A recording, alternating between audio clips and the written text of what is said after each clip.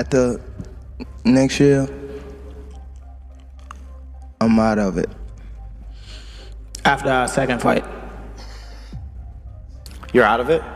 Yeah, Care to elaborate on that? out of the sport. After our second fight.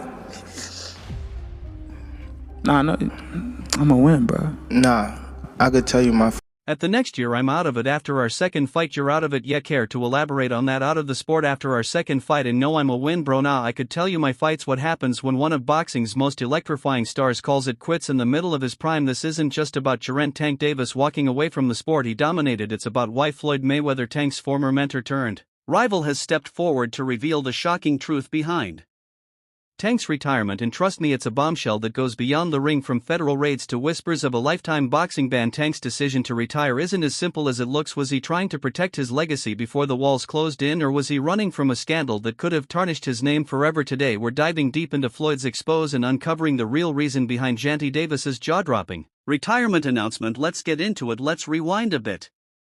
Gervonta Tank Davis wasn't just another boxer, he was the guy with an undefeated record and highlight reel knockouts. He was the face of the lightweight division. Fans loved his explosiveness and promoters couldn't stop hyping him as boxing's future. Tank was the first one in the G, the last one out the gym. Tank used to sit on the ring like this and watch me train him. How old is he at this point? He was like 78. Okay, a lot of stuff that I was given my son was giving it to Tank, so it was perfect fit. Tank was like the family, you know what I'm saying? And he used to sit at the table cause I had another kid named Ron. Man, he liked to play with them guns, get what I'm saying? And when I lost him I was hurt. See you, that was my first time losing a fighter that you put so much into. You remember I said take my money running out? He just looked at me, said believe in me coach, believe that's what did it. But he said that's it still. Damn, I don't hear Tank as the day I had Tank as that little boy. Believe in me coach. And he came in the gym one day, he said coach I seen it. I said what you saying? I had all the belts on me. He said I'm going to be that dude, rest is history. Damn, I got goosebumps. Lowy, that's kind of see. But as quickly as his star rose, his personal life started making just as many headlines as his in-ring performances. Davis will not serve any jail time for the hit and run crash that he see with his Lamborghini back in November of 2020. In February of this year, Davis pleaded guilty to charges traffic offenses connected to that crash in which he ran a red light, hit another car. 4 people inside, including a pregnant woman, were injured. Tank's legal troubles have been piling up. The only person who's been able to do like that is Floyd Mayweather. He's the only guy who's been able to just be balling out of control, constantly flashing money, $1,000,000 watches, you know, a fleet of super expensive cars, and still FCKS everybody up. The thing about Floyd is he never lost his discipline. Floyd would famously run home from the nightclub, so he would go out in Vegas, he'd be partying, it looked like he's partying, he's drinking water, and then he would have his driver drive, and with his pants on, jeans on, he would jog home. The dude was always training, but recently the two have been at odds, with Floyd accusing Tank of disrespect and Tank claiming Floyd has sabotaged him behind the scenes. I remember first hearing an issue between Floyd and Gervonta before Gervonta fought Pedraza, and the issue I heard was that Floyd didn't want Gervonta to stay in Baltimore because he felt there was too many distractions for him in Baltimore and he wanted to stay in Vegas. And the story I was told at that time was that Floyd gave Gervonta one of his penthouses or one of his apartments in the Palms Hotel, and he said, this is your apartment, I'll furnish it for you. He got him a Jeep. At the time Gervonta was not a world champion, he got him like a Jeep 4x4, you know. He basically said, I'll make it comfortable for you, I don't want you to go to Baltimore, I want you to stay here, I don't think Baltimore is the place for you, you know. And what I was told was Gervonta sold all the furniture, sold the Jeep, and went back to Baltimore and bought a Benz, you know. With that's what I was told at the time. So now Floyd is spilling the tea. In a recent interview, Floyd claimed that Tank's decision to retire wasn't just about leaving the sport on his own term. According to Floyd, Tank saw the writing on the wall. He knew the legal battles ahead could cost him everything, his freedom, his career, and his legacy. Tank smart. Floyd said he knew if he stuck around, the boxing world would turn its back on him. Nobody wants to see a fighter banned for life. He wanted to go out on his own terms before it got ugly. So was Tank's retirement a strategic move to save face? Floyd seems to think so. He pointed out that Tank's legal issues were snowballing and that the looming threat of a lifetime ban was too much to risk chasing the goodness. Essentially, that's your essential greatness of all of this. When we talk about retirement and stuff like that, is I'm chasing greatness. Well, no, you're chasing the goodness over this great. Yeah, for sure. Yeah, that's another person that I meant, not that I seen like he was chasing something, and once he got it he was like, what the like, you know. That didn't really mean nothing, you know. His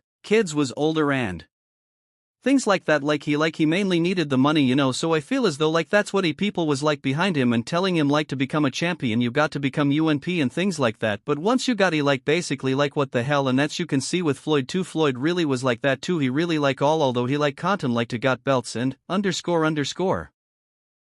Like that, but but he was on the most importantly get money. Here's the kicker: Floyd didn't stop there. He claimed Tank's decision to retire was also about avoiding the embarrassment of being pushed out of the sport he once dominated. Floyd said he didn't want to be remembered as the guy who got banned. He wanted to control the narrative. I guess Tank shouldn't have talked all that trash about Floyd. Now listen, I made so many sacrifices, y'all looking at the end, y'all looking at the end results, y'all not looking at the __.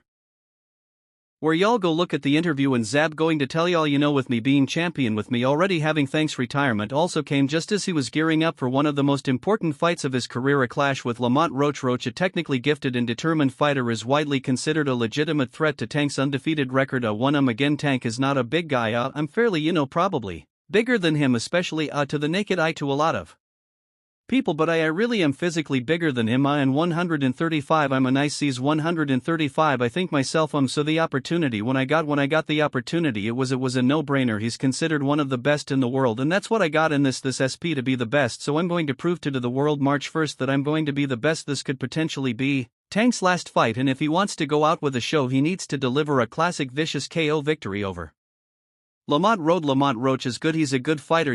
Jamal Herring, good fighter. Jay beat him, but when he fought Shakur, that was diabolical stylistically. Lamont Rohan's be a 10-2 and his shoulders be squared up. And Tank, bro, it's just he's not great enough at what he does. And honestly, Tank is so good, the type of fighter and takes to beating God is somewhere north of 135. He's out at 147 somewhere. It's not a diss to AM Roach. It's like you look at that matchup and like, okay brother, the two recently had a heated press conference that nearly turned into a full-blown brawl. I let y'all know something. His father was up here shaking on the what's his name. He was shaking on the yacht. I think everybody that played a part in it. My team on Roberto Diaz, G Jonas, on my kids. He was shaking on this on my it. He was shaking how you going to say it's cap, and it got me going to say it's cap. I'm watching. Got to be the tension between Tank and Roach was on full display during their face-off.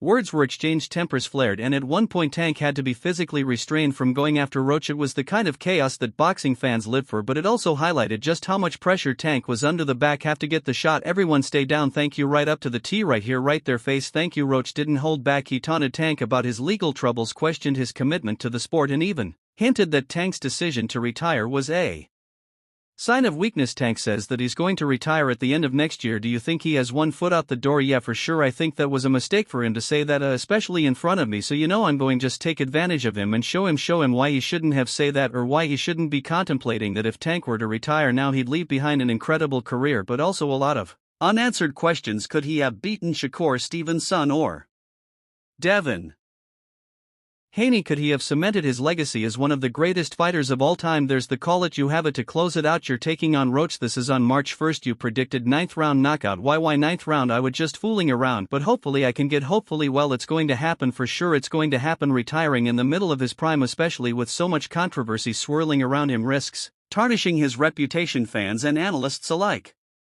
are questioning whether this move is a sign of strategy or surrender. Hey D.